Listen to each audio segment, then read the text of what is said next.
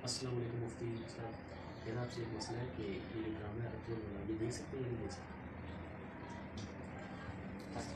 जी वालेकुम अस्सलाम वरहमतुल्लाहि वबरकातुहू। भाई पहली बात यह कि जब हमने इसको ड्रामा कह दिया, यानी ये जो ड्रामे इस तरह के बनते हैं ये अगरचे तारीख पर मबनी होते हैं, इनकी भी एक तारीख होती है, लेकिन आपको पता है ड्रामों से हकीकत यानी मुसलमान अपनी ज़िंदगी तब्दील नहीं कर सकते।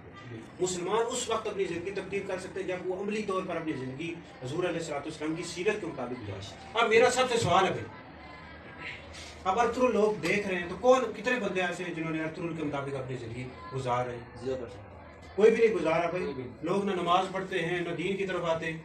तो लिहाजा बात यह है कि ड्रामों से ये नहीं होता कि हकीकत बदल जाए। और दूसरी बात यह है कि मुसलमान अपनी ज़िंदगी नहीं तब्दील कर रहे, ड्रामे पास इसको बतौर ड्रामा ले रहे या फ़न के तौर पर ले रहे, बतौर फन के लड़ाई देख रहे हैं यार, या तो उससे सबक हासिल किया जाए, सबक हासिल ही कोई नहीं कर रहा। दूसरी बात क्या है कि ड्रामे में देखो जवान औरतें भी हैं, लड़कियां भी हैं। ज्यादातर इस ड्रामे को भाई देख रहे सारे, उसमें लड़कियां, और लड़कियों को देखना गैर महरम औरतों को देखना नाजायज है, जायज ही नहीं है भाई। लिहाजा अगर आपने सहाबा की सीरत पढ़नी है तो किताबों को पढ़े भाई, खुलफाए राशिदीन, जब किताबों को पढ़े उसके मुताबिक अपनी जिंदगी गुजारे तो मुसलमान तरक्की करेंगे। ड्रामों से कुछ नहीं होता, इस तरह के ड्रामे पहले भी आते रहेंगे भाई।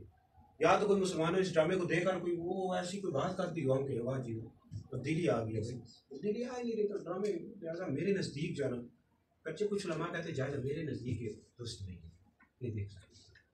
ठीक है भाई।